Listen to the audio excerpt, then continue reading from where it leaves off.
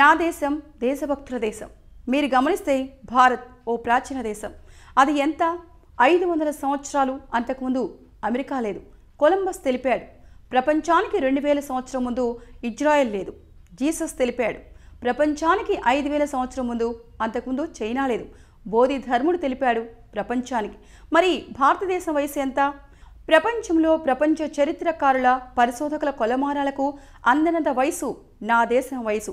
ఇది నా భారత్ గొప్పతనం. ప్రపంచ తత్వవేత్త, పురావస్తు శాస్త్రవేత్త, జర్మన్ సైంటిస్ట్ అయిన ఆర్నాల్డ్ టాన్బీ పరిశోధన ప్రకారం ప్రపంచంలోని 28 ప్రాచీన సంస్కృతులు గల దేశాలలో నేటికి సజీవంగా ఉన్న సంస్కృతి గల దేశం భారతదేశం. హిందూ సంస్కృతికి మరో రూపాంతరమైన ఈజిప్ట్ సంస్కృతి నేడు లేదు. కేవలం పైన పిరమిడ్, కింద మమ్మీ మిగిలాయి. విశ్వ విజేత అలెగ్జాండర్ భారత్లోనే ఓడించబడ్డాడు పురుషోత్తమునిచే. అతని గ్రీకు దేశం నేడు లేదు. ఎగుమతుల ద్వారా ప్రపంచ వర్తక సామ్రాజ్య దేశంగా మారిన రోమ్ నేడు లేదు. ఇలా అస్తేరియా, సుమేరియా, బాబిలోనా, మెసపటోనియా ఇలా 27 దేశాలు. ఎన్ని సంస్కృతులు నాశనమైనా తన సంస్కృతి ఉనికిని కాపాడే యోధులకు జన్మనిచ్చినదే నా దేశం భారతదేశం. ప్రపంచంలో ఆక్రమణకి గురికాని దేశం ఏమైనా ఉందా? లేదనే అనాలి. మరి ఒక్క ఆక్రమణ చేయని దేశం ఏమైనా ఉందా? ఇంకా ఉంది. చరిత్ర పుటల్లో నాటికి నేటికి శాంతికి నిలయ దేశం నా భారతదేశం. ఈజిప్ట్ మీద పాలస్తీనా, అరేబియా దేశాల దండయాత్రలతో 1500 సంవత్సరంలో మొత్తం సంస్కృతి నాశనమైంది. నేడు ఇస్లాం దేశంగా మారింది. రోమ్ మీద కేవలం 7-8 సంవత్సరాల దాడులతో దాని సంస్కృతి నాశనం చేశారు. ఇప్పుడు ఇస్లాం దేశం అయిపోయింది.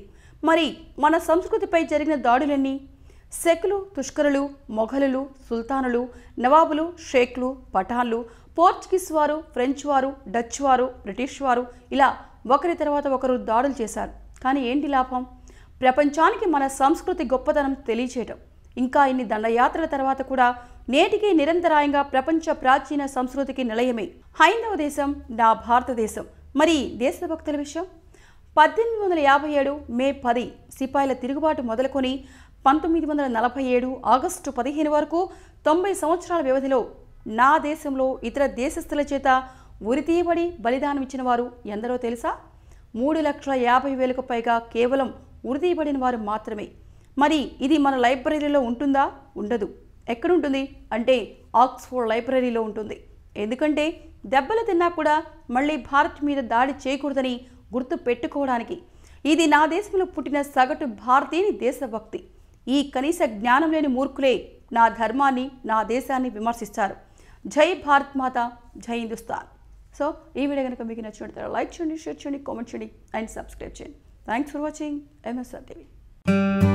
Please like and subscribe Eagle Andhra.